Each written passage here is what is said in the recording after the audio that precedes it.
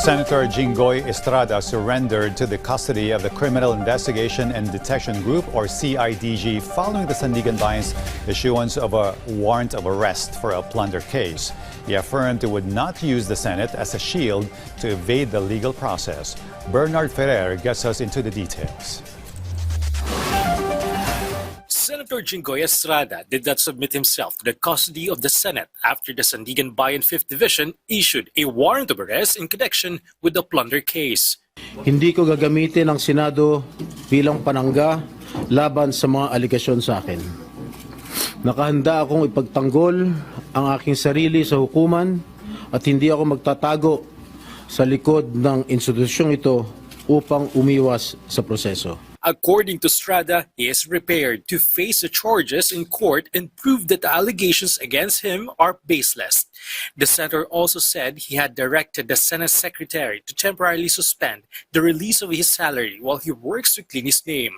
Personal kong pasya ito upang ipakita sa sambayan ng Pilipino na wala akong intensyon makinabang sa pondo ng bayan habang nililinis ko ang aking pangalan. Estrada was accompanied by Senate President Alan Peter Cayetano when he surrendered to the custody of the Criminal Investigation and Detection Group, or CIDG. He also maintained that he will remain a member of the majority bloc under the leadership of Cayetano.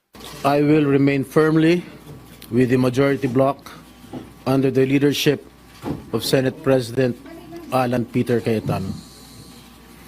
Hindi ako matitinag sa anumang panggigipit, pananakot, political maneuvering para talikuran ang aking paninindigan. The senator further claimed that he had been offered several times the dismissal of the case in exchange for leaving the independent majority bloc, but he rejected all such offers. Estrada also strongly denied any involvement in the alleged anomaly. He said the Senate Legislative Budget Research and Monitoring Office had informed the Ombudsman that it had no documents or records showing that he made any insertions in the 2025 national budget. Bernard Ferrer from the National TV Network for New and Better Philippines.